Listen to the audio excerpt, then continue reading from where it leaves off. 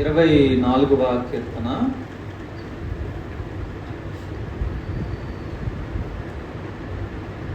3-4 వచనాలు చదువుకుందాము. 24వ కీర్తన 3-4 వచనాలు. యెహోవా పర్వతమునకు ఎక్కదగిన వాడెవడు? ఆయన పరిశుద్ధ స్థలములో నిలువదగిన వాడెవడు? వ్యర్థమైన దానియందు మనస్సు పెట్టకయు కపటముగా ప్రమాణము చేయు నిర్దోషమైన చేతులను శుద్ధమైన హృదయమును కలిగి ఉండేవాడే. సో 4వ వచనంలో ఎవరు దేవుని సన్నిధిలో నిలవడానికి అర్హులు అనే ఆ విషయాన్ని చెప్తూ వాళ్ళకుండే ఆ క్వాలిటీస్లో ఫస్ట్ క్వాలిటీ గురించి మాట్లాడుతున్నారు. ఏంటంటే వ్యర్థమైన దాని మీద మనస్సు పెట్టరు. సో మైండ్ దేని మీద ఉంటే మనము క్రియలు కూడా అటువైపు వెళ్తాయి. మైండ్ డబ్బు మీద ఉందనుకోండి, డబ్బు కోసం ఎట్లాగా సంపాదించాలి అనేసి ప్రయాస. పేరు మీద మన మనస్సు ఉంది అంటే mind it is on for the name. పేరు సంపాదించుకోవాలి అనే మనస్సు ఒకవేళ మనకుంటే దాని కొరకైన ప్రయాస మనము చేస్తాం.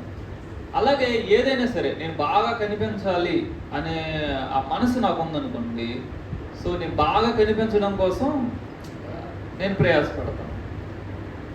నేను చాలా మంచి జ్ఞానవంతుని అనిపించుకోవాలంటే దానికి తగినట్టుగా సో బేసికల్లీ మనస్సు దేని మీద ఉంటే జీవితము అటువైపు బై డిఫాల్ట్ వెళ్తుంది.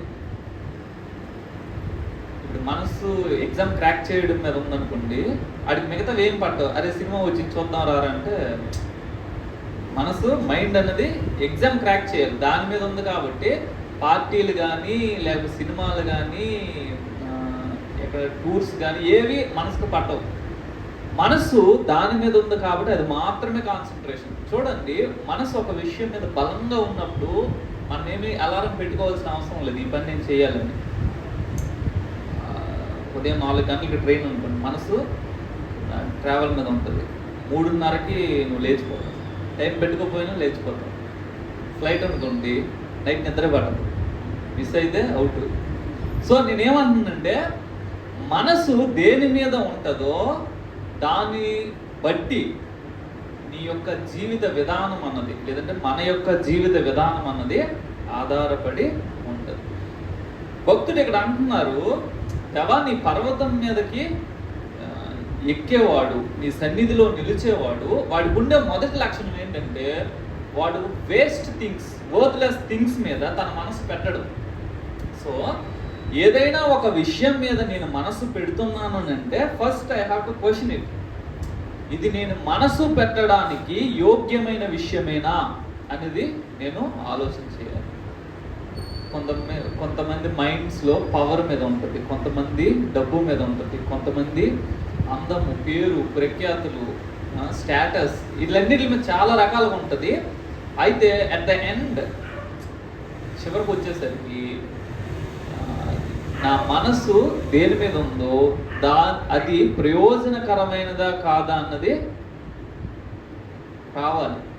ఒకవేళ నేను నా జీవితం అంతా వ్యర్థమైన విషయాల మీద మనసు పెట్టి ప్రయాసపడి at the end of my life అప్పుడు తెలిసిందనుకోండి ఇవన్నీ వేస్ట్ థింగ్స్ అని, ఎత్తు నోరు కొడుకుంటారు. కొంతమంది డబ్బు సంపాదించడం కోసం చాలా కష్టపడతారు, రెస్ట్లెస్గా వర్క్ చేస్తారు.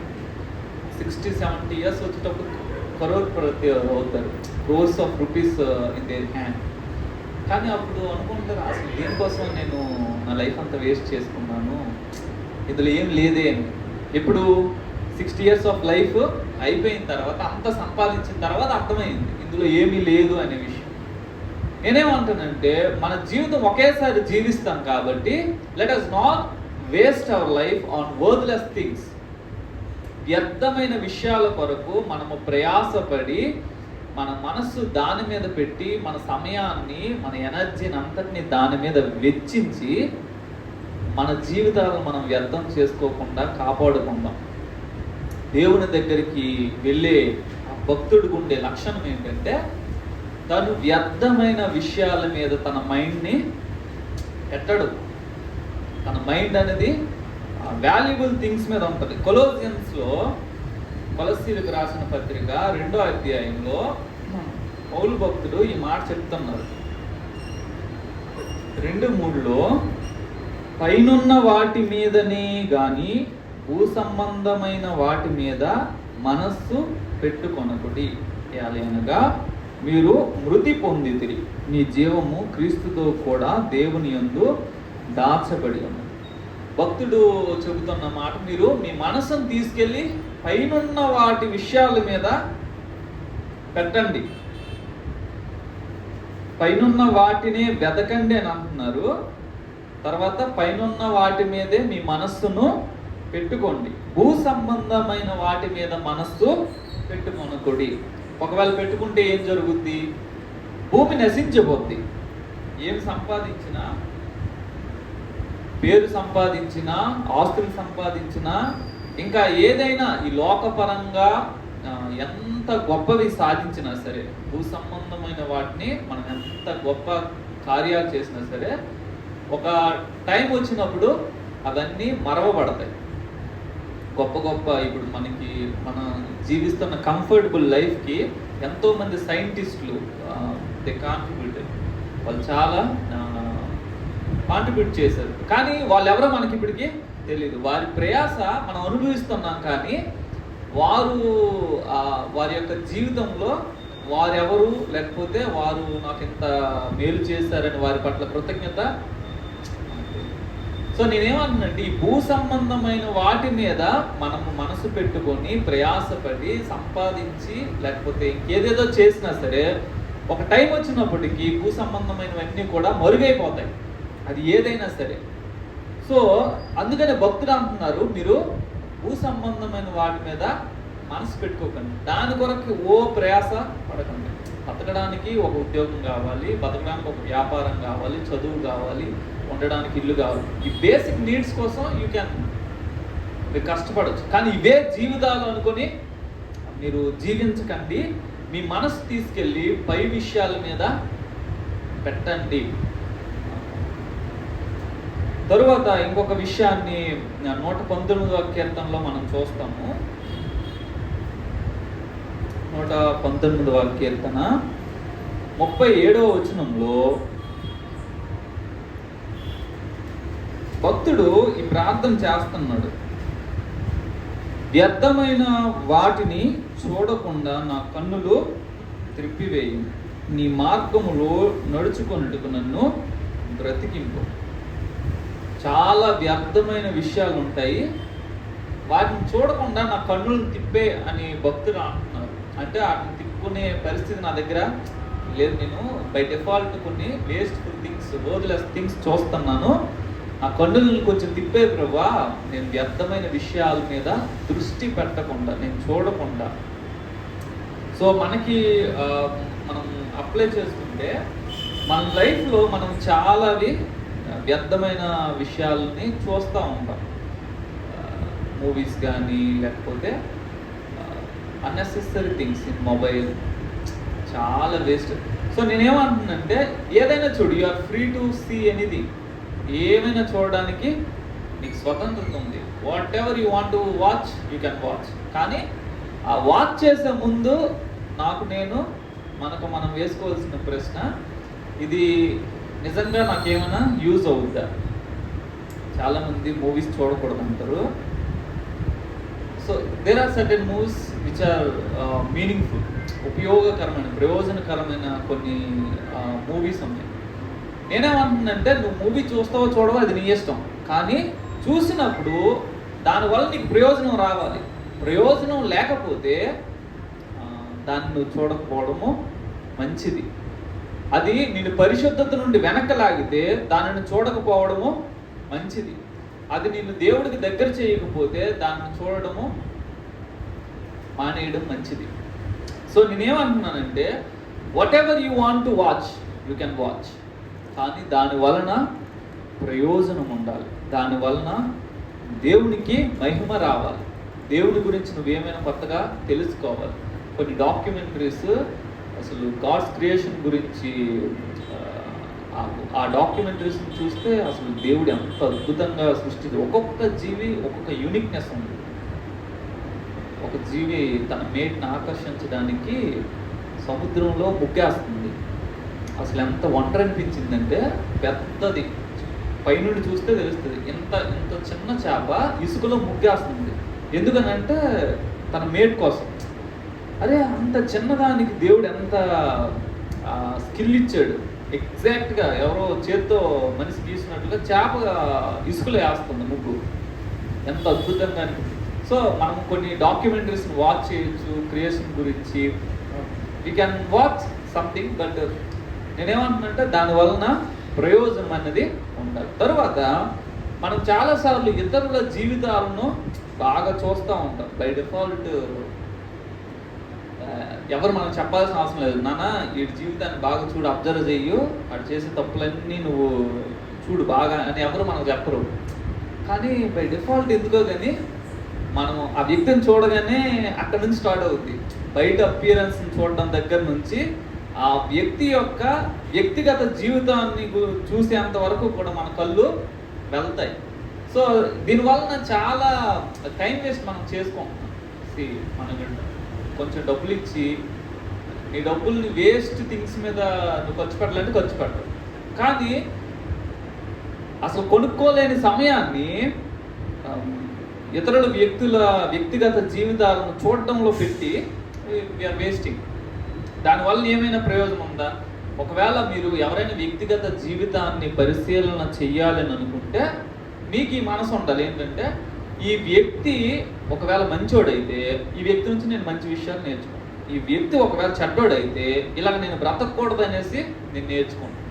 ఇది లేకపోతే నేను అవతల వ్యక్తిని పరిశీలన చేసి నేను నా సమయాన్ని వృధా చేసుకుంటున్నట్లుగా అర్థం. సో నేనేమంటున్నానంటే ఇతరుల వ్యక్తిగత జీవితాలను చూసే విషయంలో మనం కొంచెం జాగ్రత్తగా ఉండాలి. That is none of my business. నాకు అవసరం లేదు, దానివల్ల ఏమైనా ప్రయోజనం ఉందా అప్పుడు నేను చూస్తా.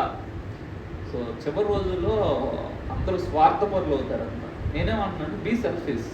ఎందులో ఇతరుల విషయాలను నువ్వు చూడడం విషయంలో నువ్వు స్వార్థపరుడుగా ఉండు, నీ సమయాన్ని వారి మీద వేస్ట్ చేసుకోకు. Be selfish. నీ సమయాన్ని ఒక వ్యక్తి మీద నువ్వు కాన్సన్ట్రేట్ చేసి ఆ వ్యక్తిని పరిశీలన చేస్తున్నావు అని అంటే you are investing your time on him. దానివల్ల నువ్వు తెచ్చుకునే ప్రయోజనం ఏంటి? అందుకని ఇతరుల వ్యక్తిగత జీవితాలను చూడడము మనము మానేయాలి. ఒకవేళ చూస్తే దానివల్ల ప్రయోజనము ఉండాలి. వ్యర్థమైన వాటిని చూడకుండా నా మనస్సు, వ్యర్థమైన వాటిని చూడకుండా నా కన్నులు నేను త్రిప్పేసుకోవాలి. దేవా, నా కళ్ళు వేస్ట్ఫుల్ థింగ్స్ చూడకుండా నాకు సహాయము చెయ్యండి అని మనం దేవుని సహాయాన్ని అడుక్కోవాలి. సో అది ఏదైనా సరే waste that must be worthful thing. నువ్వు దృష్టి పెట్టాలని అంటే దానికంటూ ఒక వాల్యూ ఉండాలి. వాల్యూ లేకపోతే దాని జోలికి వెళ్ళకపోవడము చాలా చాలా శ్రేష్టం.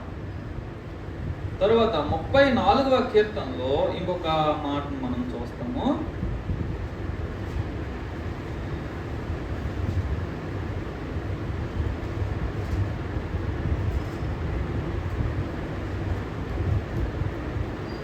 ముప్పై 34వ కీర్తన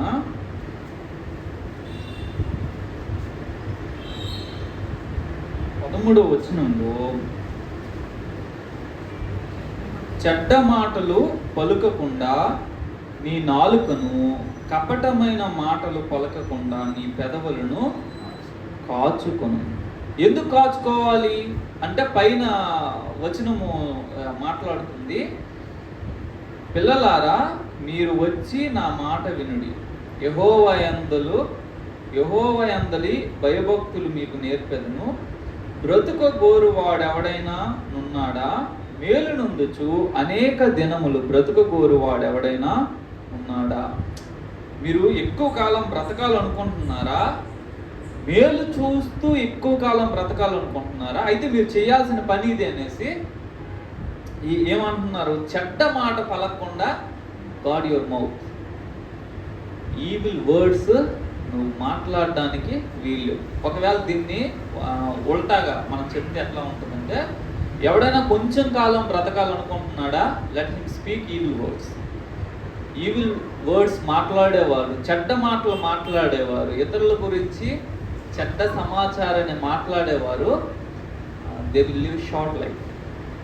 లాంగ్ లైఫ్ కావాలంటే ఏం చేయాలంటే చెడ్డ మాటలు, ఇతరుల గురించి చెడ్డ మాటలు మాట్లాడకుండా నా నాలుగును నేను గాడ్ చేస్తాను. ఆ వ్యక్తి చెడ్డడై ఉండొచ్చు, కానీ ఇప్పుడు ఆ చెడ్డ మాట, ఆ వ్యక్తిని గురించిన చెడ్డ సమాచారం నేను చెప్పడం ద్వారా ఏదైనా ప్రయోజనం ఉండాలి. నాన్న, ఈ బోధకుడు నువ్వు వింటున్నావు, ఈ such a guy, so be careful అని చెప్పడంలో తప్పు లేదు, దానివల్ల ప్రయోజనం ఉంది. కానీ ఆ బోధకుడిని మనం దూషించడం వలన ఏ ప్రయోజనమో లేదు. You can warn people, be careful to listening him అని, కానీ ఆ వ్యక్తిగత జీవితాన్ని మనం పెట్టి దూషించడం అన్నది మేలుకరమైన విషయం కాదు. సో ఇక్కడ భక్తుడు అంటున్నారు, మీరు చెడ్డ మాటలు మాట్లాడకుండా మీ నాలుకను గాడ్ చేసుకోండి. అలా మీరు గాడ్ చేసుకున్నట్లయితే మీరు భూమి మీద ఎక్కువ కాలము మేలు చూస్తూ బ్రతుకుతారు. ఒకవేళ అలా గాడ్ చేసుకోకుండా ఇతరుల గురించి చెడ్డ మాటలు మాట్లాడుతూ ఉంటే మీ లైఫ్ షార్టన్ అయిపోద్ది. ఒకవేళ బ్రతికిన మేలు నొందుచు బ్రతకరు. అందుకని మనము మాట్లాడే విషయంలో కొంచెం జాగ్రత్తగా ఉండడము మేలు. దేవుడు ఏదైనా సరే ఎందుకు చెయ్యొద్దు అని అంటాడంటే, అలా చేయకపోవడం వల్ల దేవుడికి వచ్చే లాభం ఏమీ లేదు. అలా చేయకపోవడం వల్ల దేవుడు చెయ్యొద్దు అని చెప్పిన దాన్ని మనం అనుసరించడం వలన మనకు మనమే మేలు చేసుకుంటాం. యాకోబు భక్తుడు ఈ మాట చెప్తున్నారు. యాకోబు 4:11 సహోదరులారా, ఒకనికి విరోధముగా ఒకడు మాటలాడకుడి. తన సహోదరునికి విరోధముగా మాట్లాడి తన సహోదరునికి తీర్పు తీర్చువాడు ధర్మశాస్త్రమునకు వ్యతిరేకముగా మాట్లాడి ధర్మశాస్త్రమునకు తీర్పు తీర్చుచున్నాడు. నీవు ధర్మశాస్త్రమునకు తీర్పు తీర్చిన ఎడల ధర్మశాస్త్రమును నెరవేర్చువాడవు కాక న్యాయము విధించువాడవు. యాకోబు భక్తుడు నూతన నిబంధన సంఘానికి చెబుతున్న మాట, ఒకరికి విరోధంగా ఒకరు మాటలాడకండి. నీ సహోదరుడి గురించి చెడ్డగా నువ్వు మాట్లాడకూడదు. నీ సహోదరుడు ఏమైనా తప్పు చేస్తే నీ సహోదరుడి దగ్గరికి ముందు వెళ్ళి, బాబు నువ్వు ఈ విషయంలో తప్పు చేస్తున్నావు, కరెక్ట్ యువర్ సెల్ఫ్ అని చెప్పాలి. So you have the right. ఎప్పుడంటే నీకు ఇతరుల దగ్గర ఆ వ్యక్తి గురించి మాట్లాడే హక్కు ఎప్పుడు వస్తుంది అని అంటే, ఎప్పుడైతే పర్సనల్గా వెళ్ళి ఆ వ్యక్తిని కలిసి నీ జీవితాన్ని నువ్వు సరి చేసుకో, ఈ తప్పు నువ్వు సరిదేసుకో అని ఎప్పుడైతే చెప్పావో, అప్పుడు దాని తర్వాత 2-3 తీసుకొని వెళ్ళి, అయ్యా నేను పర్సనల్గా వచ్చి చెప్పాను, నా మాట వినలేదు, ఇదిగో ఇప్పుడు 2-3 తీసుకొని వచ్చి చెప్తున్నా, నీ జీవితాన్ని నువ్వు సరి చేసుకో అని 2-3 తీసుకొని వెళ్ళి చెప్పిన తర్వాత అప్పటికీ వినకపోతే సంఘం ఎదుట చెప్పిన తర్వాత అప్పుడు వినకపోతే, అప్పుడు you can count him as అన్యజనుడిగా నువ్వు ఎంచి ఆ వ్యక్తి గురించి అప్పుడు ఏమైనా చెడు మాట్లాడచ్చు. కానీ ఇవేవి మనం చేయకుండా, ఆ వ్యక్తిని పర్సనల్గా వెళ్ళి కరెక్ట్ చేయకుండా ఆ వ్యక్తికి విరోధంగా మాట్లాడటము న్యాయం కాదు. ఆ వ్యక్తి గురించి చెడ్డగా మాట్లాడటము, ఇతరులతో మాట్లాడటము న్యాయమైన విషయము కాదు. సో దేవుడు ఎప్పుడూ కూడా ఒకరి గురించి ఒకరికి చెడ్డ సమాచారాన్ని పాస్ ఆన్ చేయడు. ఒకవేళ అలా చెప్పుంటే ఎవరూ ఇక్కడ ఉండం. Because he knows our personal life. మన మనసులు కూడా ఆయనకి తెలుసు. మనం చాలా ఈవిల్ థాట్స్ని క్రియలోనికి వెళ్ళకుండా ఆపుతాం. కానీ ఆ థాట్ వచ్చింది కదా, ఇట్లా చేయాలని అనిపించింది, దేవుడికి అది తెలుసు. స్టీవెన్కి ఎట్లాంటి ఆలోచనలు వచ్చాయి అని చెప్పాడంటే, స్టీవెన్ నీ మాటలు ఇంకా చాలు బాబు, బయలుదేరా. No one worthy to stand. So దేవునికి ఉన్న ఒక మంచి లక్షణం ఏంటంటే, he will never speak evil of anyone. ఎవరి గురించి చెడ్డ సమాచారాన్ని మాట్లాడడు. ఆయన పిల్లల గురించి కూడా ఆయన అనుకుంటారు, నా పిల్లలు ఎక్కడా కూడా మా అక్క గురించి నేను చెడ్డగా మాట్లాడినంటే, మా అక్కకి నేనే కదా తమ్ముడిని, అన్నయ్యని, మా చెల్లికి అక్కకి నేనే బ్రదర్ని. సో నా సహోదరుల గురించి నేనే చెడ్డగా చెప్పానంటే ఎవరు తనను డిఫెండ్ చేస్తారు? ఎవరు తన పక్షాన్ని నిలబడతారు? నా తల్లి గురించి నేనే చెడ్డగా చెప్పాను, నా నాన్న గురించి నేనే చెడ్డగా చెప్పానంటే ఎవరు తనను డిఫెండ్ చేస్తారు? సో నేనేమంటున్నానంటే క్రైస్తవ సంఘంలో మనమందరము అవయవాలు. ఇప్పుడు చెయ్యొచ్చి ఈ కళ్ళు మంచివి కాదని చెప్పింది అనుకోండి, still you are part in that body. నువ్వు అలా చెప్పినంత మాత్రాన ఇందులోంచి బయటకేమీ లేవు. ఇప్పుడు ఆ కళ్ళు చెడ్డవి అన్న సమాచారము మిగతా అన్నిటికి తెలుస్తుంది. Still they have to be there. ఇవి చెడ్డవి కదా పీకి పారే అనేసి దేవుడేమి పారేయడు, అవి అక్కడే ఉంటాయి. సో నేనేమంటున్నానంటే ఆ చెడ్డ సమాచారాన్ని పాస్ ఆన్ చేయకుండా ఉంటుంటే మనము చాలా మేలు చేసిన వాళ్ళం అవుతాం. నీ సహోదరుడు ఏదైనా ఒక మిస్టేక్ చేస్తే you have to stand for him. అయితే ఆ వ్యక్తి ఆ మిస్టేక్లో బ్రతికితే మాత్రం యూ షుడ్ నాట్ స్టాండ్. వాడు ఏ పాపమైనా చేయని నువ్వు వాడిని స్టాండ్ అని నేను అనట్లేదు. నేనేమంటున్నానంటే తన వలన ఏదైనా ఒక తప్పు జరిగింది, he corrected himself. So you should not pass that bad information to others. ఇంకొకరికి ఈ వ్యక్తి ఎట్లా చేశాడు కదా, ఈ వ్యక్తి ఎట్లా చేశాడు కదా అనే సమాచారాన్ని మనము ఇవ్వకూడదు. అయితే ఆ వ్యక్తి ఒక బోధకుడు ఒక పాపంలో బ్రతుకుతున్నాడని నీ కళ్ళకు కనిపిస్తున్నప్పుడు you should not stand for him. ఆ బోధకుడి కొరకు నువ్వు నిలబడడం అవసరం లేదు. అయితే ఎవరైనా తమ ఒక తప్పు నుంచి మరలుకున్నప్పుడు ఆ సహోదరుడి కోసము, ఆ బోధకుని కోసం నువ్వు నిలబడాలి. అది సంఘములో అవయవాలుగా మన మీద ఉన్న బాధ్యత. ఆయన మన సహోదరుడు, ఆమె మన సహోదరురాలు. ఆమెకు విరోధంగా మనమే మాట్లాడితే who will stand for her? ఆమెను మనమే ఓదార్చకపోతే, ఆమెను మనమే ఆదరించకపోతే, ఆ వ్యక్తిని మనమే లేవనెత్తకపోతే హూ విల్ స్టాండ్? సో నేనేమంటున్నానంటే మన సహోదరుల నిమిత్తము మనమే నిలబడదాం, మన సహోదరుల్ని మనమే గాడ్ చేద్దాం. మన సహోదరుల గురించి మనం విరోధంగా మాట్లాడకుండా మన నాలుకల్ని కాచుకుందాం. ఎఫెసీయుల గ్రంథంలో, ఎఫెసీయులకు రాసిన పత్రిక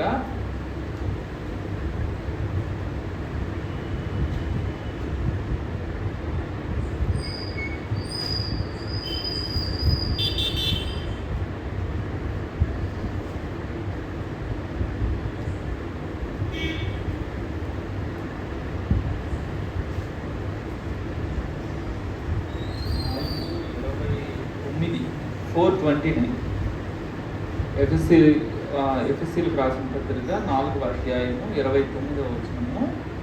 వినువారికి మేలు కలుగునట్లు అవసరమును బట్టి క్షేమాభివృద్ధికరమైన అనుకూల వచనమే పలుకుడు గాని దుర్భాష ఏదైనను మీ నోట రానీయకుడి. సో రిగార్డింగ్ ఆ కాన్వర్జేషన్, మన సంభాషణ విషయమై మనము ఎటువంటి జాగ్రత్తలు తీసుకోవాలి అని అంటే, whatever you want to speak. నువ్వు ఏది మాట్లాడాలనుకుంటే మాట్లాడు, you are free to speak anything you want. కానీ ఆ వినే వ్యక్తికి నువ్వు మాట్లాడే మాటలు మేలు చేయాలంట. ఒకవేళ అలా మేలు చేయకపోతే, మేలైంది చేయనెరిగియు అలాగూ చేయని వానికి పాపము కలుగును, యు ఆర్ డూయింగ్ సిన్.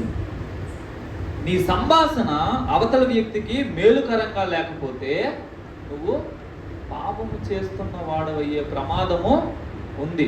ఎందుకంటే వ్యర్థమైన ప్రతి మాటను గూర్చి లెక్క చెప్పే పరిస్థితి ఉంది. దేవుడు తీర్పు తీరుస్తాడు.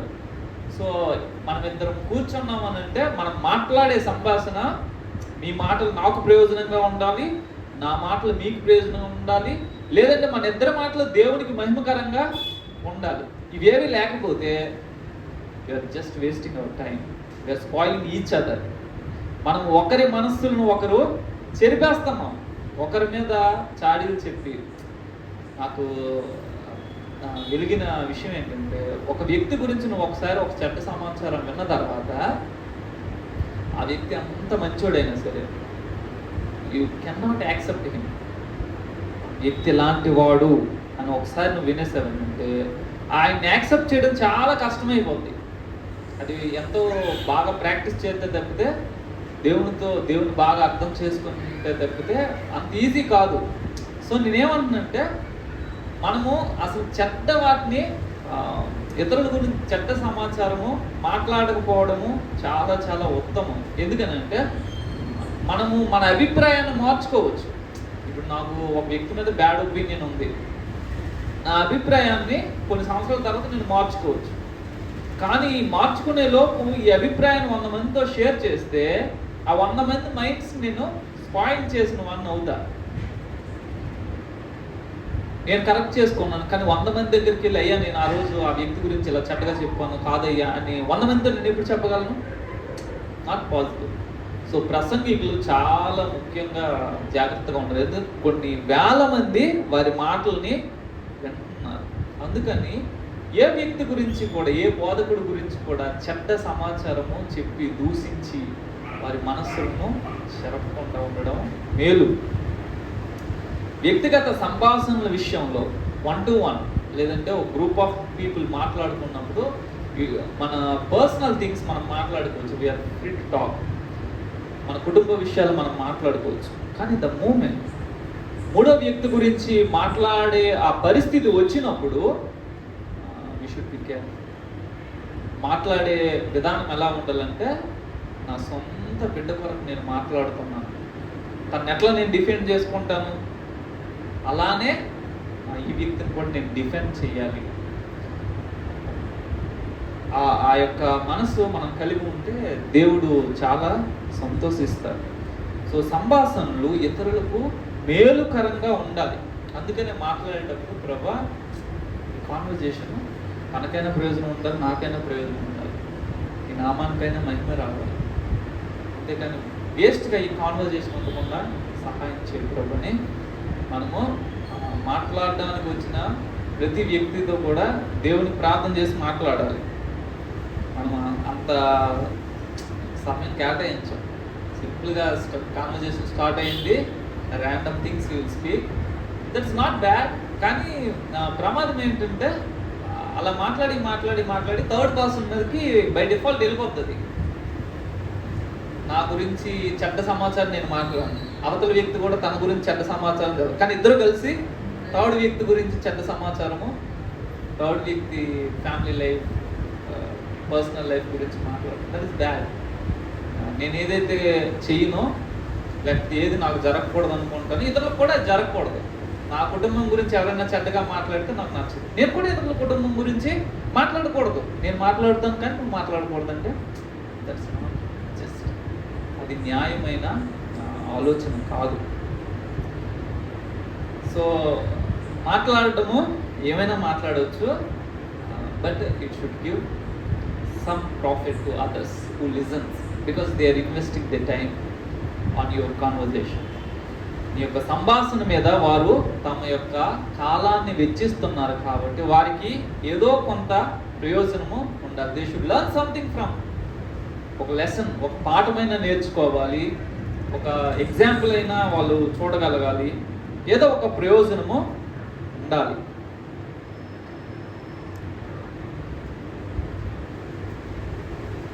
కీర్తనల గ్రంథము 17వ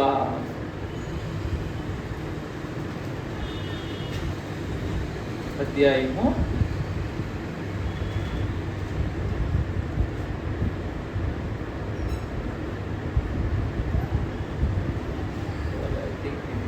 17వ సామెతల గ్రంథం ఒక నిమిషం.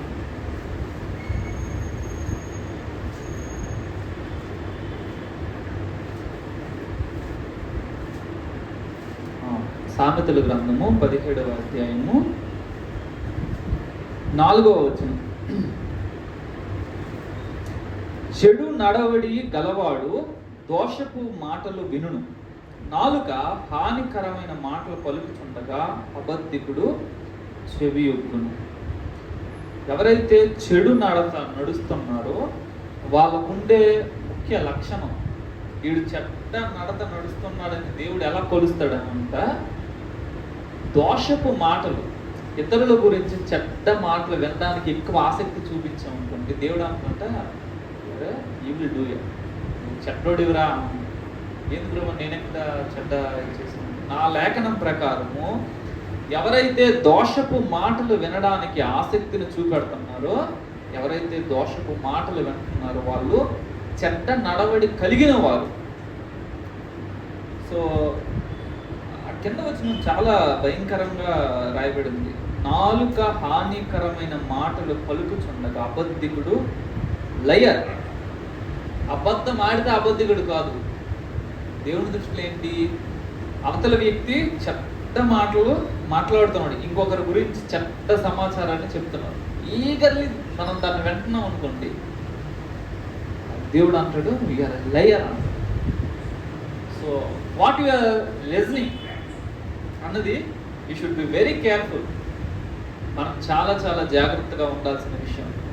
ఎవరైనా మూడో వ్యక్తి గురించి మన దగ్గర మాట్లాడితే, brother please I'm not interested, ఇష్టం లేదు. ఆ వ్యక్తి గురించి చెడ్డ మాటలు, ఆ కుటుంబం గురించి చెడ్డ మాటలు వినడం నాకు ఇష్టం లేదు. వాళ్ళు తప్పు చేస్తే చేసి ఉండొచ్చు, కానీ ఇప్పుడు ఇది మనం మాట్లాడుకొని అది నువ్వు నాకు చెప్పి నా మనసు పాడైపోతే వాళ్ళ మీద ఉన్న కాస్త గౌరవం పోవడం నాకు ఇష్టం లేదు. So I don't want to listen to you. మనం అట్లా చెప్పగలిగితే ఎన్ని కుటుంబాలు ఎంత అందంగా ఉంటాయి. They are so eagerly listening. ఒకరి గురించి ఒకరు చెడ్డ మాటలు మాట్లాడితే మనం కూడా ఒక చెవిచ్చి బాగా వింటాం. విని ఊరుకుంటామా? మనం వెళ్ళి నలుగురికి ఇట్లా ఒకరినొకరు, no one is good. Basic thing ఏంటంటే ఎవరు మంచోళ్ళం కాదు, కాకపోతే ఒకరి గురించి ఒకరికి తెలియదు. ప్రసంగ పీఠిక మీద ప్రసంగికుడు ఒకలాగా కనిపిస్తాడు, బెడ్రూమ్లో ఇంకొకలాగా కనిపిస్తాడు. వ్యక్తిగత జీవితాలు చాలా వ్యత్యాసంగా ఉంటాయి. మనము ఆ వ్యక్తిని దూరం నుండి చూస్తున్నాం కాబట్టి హీఈస్ గుడ్ అని అనిపించవచ్చు.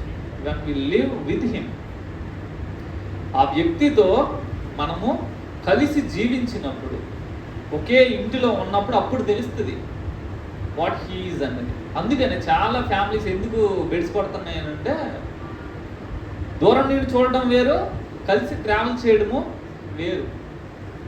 కలిసి ట్రావెల్ చేస్తే బాగా లోపాలన్నీ తెలుస్తాయి, చిరాకేస్తుంది, భరించిన కష్టమైపోతుంది. స్టిల్ వివాహమై చాలా సంవత్సరాలు ట్రావెల్ చేశారంటే వాళ్ళకి హ్యాట్స్ ఆఫ్ చెప్పాలి. ఎందుకంటే వాళ్ళ ఉన్న ప్రైడ్ని అంతా అణుచుకుంటే తప్పితే ఒక 20, 30, 40 years of marriage life not possible. ఇప్పుడున్న జనరేషన్ చాలా కష్టం. సో నేనేమంటున్నానంటే, చెడ్డ మాటలు ఒకరు ఇంకొకరి గురించి మన దగ్గర చెబుతున్నప్పుడు మనము వినడానికి ఆసక్తి చూపించకూడదు. ఒకవేళ వినడానికి ఆసక్తి చూపెడితే దేవుడు ఎట్లా కౌంట్ చేస్తాడంటే, liar liar Stephen you are liar అంట. ప్రభా నేను ఎప్పుడు పెద్దగా అబద్ధాలు ఆలేదు ప్రభా, లేదు. Most of your time you are very eagerly listening to the evil things of people. ఇతరులు చేసిన చెడ్డ మాటలు, లేకపోతే ఇతరులు చెబుతున్న చెడ్డ మాటలు వినడానికి నువ్వు ఆసక్తిని చూపిస్తున్నావు. నాలుక హానికరమైన మాటలు పలుకుచుండగా అబద్ధికుడు చెడు. సో ఫ్యూ థింగ్స్ మనం మాట్లాడుకున్నాము. మనసు వేస్ట్ థింగ్స్, వర్డ్లెస్ థింగ్స్ మీద పెట్టుకోకూడదు. నీ మనసు దేని మీద ఉంటుందో దాని కొరకే నువ్వు ప్రయాసపడతావు. కాబట్టి మనసును తీసుకెళ్ళి పరలోక సంబంధమైన విషయాల మీద పెట్టేసినప్పుడు ఈ భూమి మీద దాని కొరకే బ్రతుకుతాం. భూమి మీద కాలాన్ని దాని కొరకే వెచ్చిస్తాం. భూమి మీద మన బలాన్ని, ఎనర్జీని దాని కొరకే కేటాయిస్తాం. మనకున్న రిసోర్సెస్ అన్నిటిని కూడా దాని కొరకే వెచ్చిస్తాం.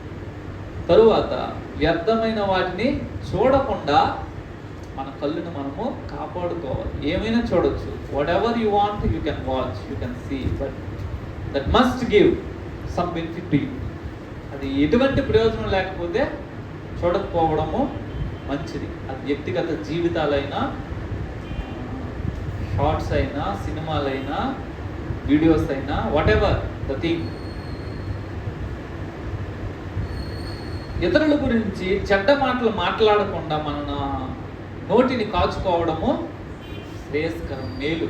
ఇతరుల గురించి చెడ్డ మాటలు మాట్లాడకూడదు. ఏదైనా మాటలు మాట్లాడితే అది ఇతరులకి ప్రయోజనకరంగా ఉండాలి. చివరిగా, ఇతరులు చెడ్డ మాటలు మాట్లాడుతున్నప్పుడు మనం ఆసక్తి చూపించకూడదు. మనం చెప్పగలగాలి, brother please I not interested to listen those words. ఆ వ్యక్తి గురించి చెడ్డ మాటలు నాకు వినిపించండి. ఏమైనా మంచి విషయాలు ఉంటే మాట్లాడుకుంటాము. చెడ్డ సమాచారం వల్ల ప్రయోజనం ఏమీ లేదు. ఇప్పుడు నాకు తెలిసింది, so what is the use?